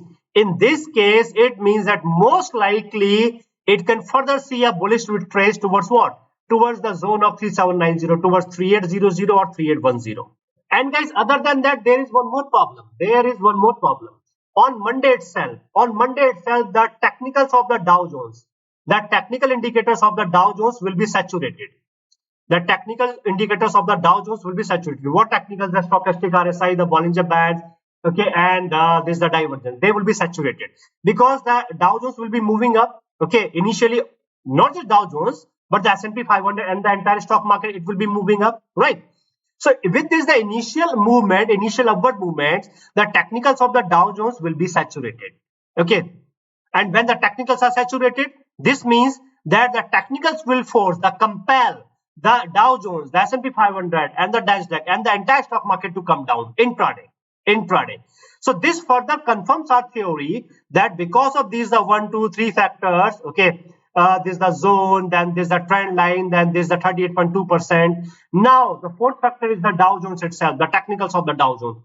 Now we have multiple factors that are saying that although initially we are going to see an upward movement, this upward movement, okay, around 3800 levels or 3775, okay, or in the zone of 3790, it can give you a reversal, not just a small reversal, but a good reversal, okay, because these four factors are combined here.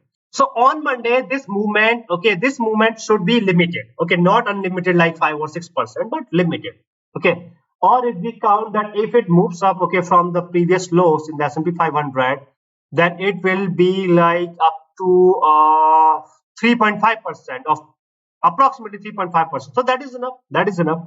So now what is clear? Okay. So we have seen a gap up open, irrespective of open, it will move up. It will move up. Okay. Initially, upon hitting this, the trend line, it can give you a movement. If there comes a good movement, means this is it. That's it. Okay. No further upward movement.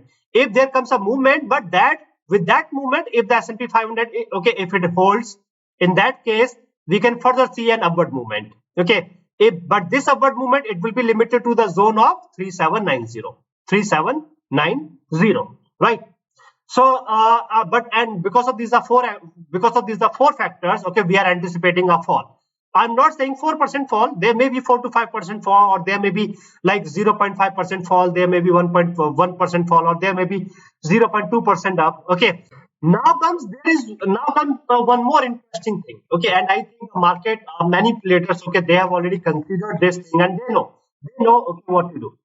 If you notice that from the previous close, this one, okay, this trend line is at 0.60%. How much? 0.60%. This means that if there comes a gap up open, that is more than 0.65% or 0.60% or 0.60%, then what it will do? Then it will create a situation of the bullish breakout. What? A bullish breakout. What is a breakout? Breakout means this kind of heavy candle, this kind of heavy candle, this kind of heavy candle, and then bullish breakout means that we can see, okay, a short-term bull trend, right? In order to confirm whether this is really a bullish breakout or not, the closing, the open and the closing and the close of the S&P 500 must be above the trend line. Okay, what is this? This is around 377 something. Okay, or comfortably you can say any closing, any means that when the open and the closing both are above 3780. Okay, and number one condition, number two condition. Okay, the closing must be greater than the open. Means a green candle. Simple. First of all, open and close must be greater than 3780. Number two, there must be a green candle.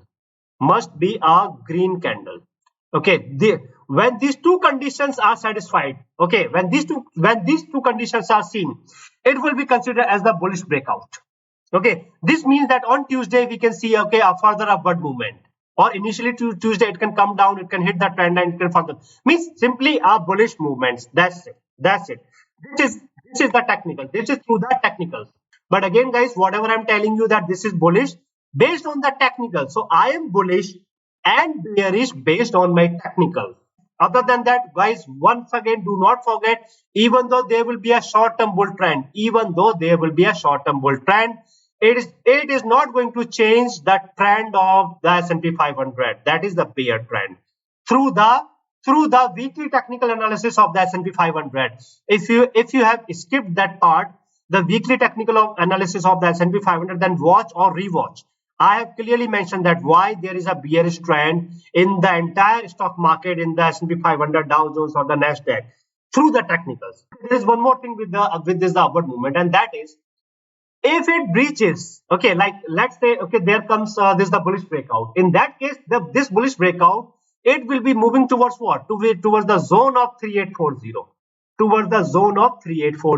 Okay, most likely around the zone of 3840, it will form a lower high, just like, okay, it did earlier here. Okay, So this was the lower high, okay, and I told my community members that this is the lower high. Go bearish and a very heavy fall. Everyone made money. We need to focus. We need to see this the movement, okay, that whether the S&P 500 is able to hold above the 3840, the zone of 3840 close above the zone of 3840 two consecutive days or not. If not, and if it fails, then downward movement. Okay, means it will go with the trend. The trend is bearish. If it is able to hold, then we will see that the S&P 500, it is moving towards the 50% of the Fibonacci retracement level, and that is in the zone of 3884. Okay, that zone is or just above the zone of 3884, 3907. Okay, then it will form a lower high, okay, at 390. See, however, the chances are low. Okay, but the chances are still there because, and these chances are made only and only because of this the heavily manipulated movement. Otherwise, technically 3840, forget about 3840, even 3790 was not possible technically, right? This is because okay, this is the manipulation. Now, there is one more thing. Although I have told you that if open and close are above the 3840 and if there is a green candle, this will be considered as the bullish breakout, right? That is true. That is true. As per the concept, as per the principle, that can give you a further upward movement. Okay, a further upward movement. Now, what can change the situation? What can entirely change the situation? So before you start blaming me, okay, on this part, let me clear this the situation. So on Tuesday, on after our Tuesday, okay, the giants, the Microsoft, MSFT, Microsoft, and the Alphabet, Google, okay, class A and class C shares, okay. So Microsoft and Alphabet, two of the giants of the stock market, okay, $1 trillion of this the valuation, they are going to post their earnings. If the earnings comes average or bad, if the guidance comes average or bad, in that case, this breakout, okay, that we were seeing, this breakout will be cancelled. This breakout will be cancelled, and we will see a heavy downward movement, a very, very heavy fall, very heavy fall. Okay. So do not say that that I haven't told you, okay, about this thing, because guys, the market is stable. The market is still unstable. Okay, and it will remain manipulated. It will remain volatile, and it will remain uncertain until and unless this the earnings season. Okay, it is over. And guys, there is one more thing. Okay, what I have often noticed. Okay, this is as per my observation that the market manipulators, what they do, these market manipulators, okay, they know what is going to happen. They know what is going to happen in next 4 to 5 days. For example, let's say earnings. They know that the earnings will be bad. Okay, just this is an example. They know that the earnings will be bad, and because the earnings will be bad, okay, then even the market manipulators, they cannot do anything. There won't be any excuse that why they are moving it up. So because they know that the earnings will be bad, okay, then they are going to and because of these the bad earnings, the entire stock market and the S&P 500 and the Dow Jones Nasdaq, everything will come down, right? So what they do is that willingly, before the earnings are out, okay, they do this kind of thing. They use these kind of tactics, manipulation. Then they push the stock market up and they keep it bullish until the earnings are out, because they know that they are pushing the stock market up, right? This is where they are going to form a trap to all of the retail traders, fixed trap to all of the retail traders and some of the technical traders, okay, who are impatient, okay, who who are trading with this the FOMO, rat race, whatever, or whosoever in the stock market, whosoever in the S&P 500, okay, is acting like the retail traders, that person, okay, or that institution, okay, or that the group is going to get trapped. They will be trapped, okay, because of this thing. What will happen that once the earnings are out, okay, and the earnings are bad, then even the market manipulators, they cannot do anything, and then they will simply sell everything, each and everything. Okay, these who were bullish, the retail traders or the people who have the same mentality like these the retail traders, okay, they were trapped. They are going to lose the money. Market manipulators are okay. They are going to make the money. So this is what happened. Now, guys, there is one more thing, because the Snap, okay, Snap is in the advertising business, okay, just like this the Facebook. So the Snap, because the earnings were bad, this means that the earnings of the Facebook and the Google, once again, yes, the Google, earnings of the Facebook and the Google, okay, we can anticipate that they earnings will be like average, okay, or down or below average, okay, because these are the $1 trillion companies. So not the Facebook, but the Google, Alphabet, $1 trillion company, okay. This means that if the earnings are average or below average, then you can see a fall. Okay, this the bullish breakout you are seeing. This is not going to happen. This will be cancelled. Now, okay, if everything goes in favor of the market, if everything goes in favor of the stock market in the S&P 500, Dow Jones, okay, and the Nasdaq, in that case, things will be up, and technicals will then change from the bear to the bulls. So there will be a short-term bull trend. Now, this short-term bull trend, when I say the short-term bull trend, okay, what will be the limit of the short-term bull trend? The short-term bull trend will be there until November 15th. November 15th? No. November 10th, I guess.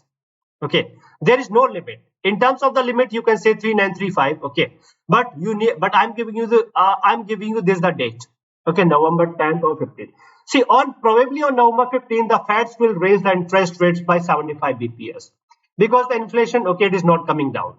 The stock market, the S&P 500 and the other indices like Dow Jones, Nasdaq, they have not yet considered or factored in this the 75 bps. This means just before this the announcement of the Fed of this the interest rates, okay, or 1 week before the announcement of the interest rates, okay, the S&P 500 will go down heavily, like around 10% or something. Okay, it will come down to like 10%. So let's say if the S&P 500, okay, if everything is favorable, earnings are favorable, it is moving up, then it can move up to what? It can move up to this the 3935. That's it. This is the zone. That's it. Over, done. Nothing else. Okay, this is the final. Okay, this is the zone. Then by the time, okay, it reaches to this the level, okay, it will be inside the Shimoku cloud, and then there will be this the first week of November, or the beginning of the second week of November, I guess, or in the second week of November. Okay, we will see that now the S&P 500 and the entire stock market must consider the 75 bps, and it should come by 8 to 10% or 10 to 12%. Okay, so this is the broad picture. This is the picture for those who are trading in the long term, like for this the expiry of January 2023, January 2024, or January 2025. Okay, this is the big picture for them. Okay, for the intraday traders, okay, I will not comment what is going to happen each and every day, because the next week is going to be very heavily volatile, and it is impossible to comment. Okay, and it is not that possible, and it is not that easy to say that it will move up or down. Yes, on Monday and Tuesday I can tell you, and I've told you that how it is going to happen based on the technicals. The Dow Jones, okay, it will be saturated, and then it will be forced to come down on Monday. Okay, not just the Dow Jones, but the S&P 500 and the Nasdaq and the entire stock market, right? So that is there. And then probably on Tuesday also, before the earnings, okay, yes. But after the earnings, what is going to happen? Okay, for that, if you are my YouTube community member, then I will tell you, okay, what are the earnings and how the earnings are going to impact, whether we are going bullish, whether we are going bearish. Then on Wednesday, again the same thing. So we will repeat this exercise each and every day, because the next week is heavily volatile. Okay, we need to play safe. We need to go against the market manipulators, and we need to defeat the market manipulators. Okay, as we have done, okay, previously also. So we will again, okay, defeat the market manipulators. We will move in, okay, when there will be the absolute levels based on the earnings, based on the other factors and the news. Okay, and then we will see and we will wait. Okay, and if there will be the chances that it is turning into a short-term bull trend, I will tell you, you can enter. And if it is not turning into the bull trend, then there will be a slip and it will come down. Simple. Okay, so this is for this is for my YouTube community members who have subscribed or who have opted for this, the all midweek updates. So whenever it comes down, okay, you need to remember that the zone of 3735, okay, it is going to act as a very strong support for the S&P 500. If the S&P 500 is able to hold or is able to close above this zone, okay, then only we can further anticipate, okay, this the upward movement on Tuesday. Okay, but if it failed, if it comes down below this the 3735, in that case the next strong zone, okay, not strong support, it comes at 37, okay, 3676. And guys, once again, see, I have discussed this thing, okay, everything in the section of the support and resistance levels. Okay, I'm not going to repeat, okay, this is the same thing. If you have missed that, if you have skipped the support and resistance levels, then you can watch the section. So I've told you that what can happen, what is the strong, what is the weak, what can happen. Okay, now what I can tell you here is that as of now, okay, 36735, 3675, 3630 itself, then the 3585, and then the 3500. That's it. Okay, these are the strong supports. Okay, and once again, guys, wait for, if you want to go bullish, then wait for a confirmed crossover in the moving averages that will give you a short-term bull trend, and then you can go bullish. If you want to go bearish, then wait for the same. If you see that the crossover is not happening, okay, rather there is a slip, go bearish, and it will come down by 10 to 12%, or like 8 to 12%, 8 to 12%. Okay, and it will come down by 8 to 12% in just a week, within a week, or within like 3 to 4 days. And guys, yes, once again, if you want to get the daily analysis of the S&P 500, if you want to play safe, if you want to make money safely, if you want to avoid falling into the traps, then you can join my YouTube community. I've given the link in the description and also in the comment section, right?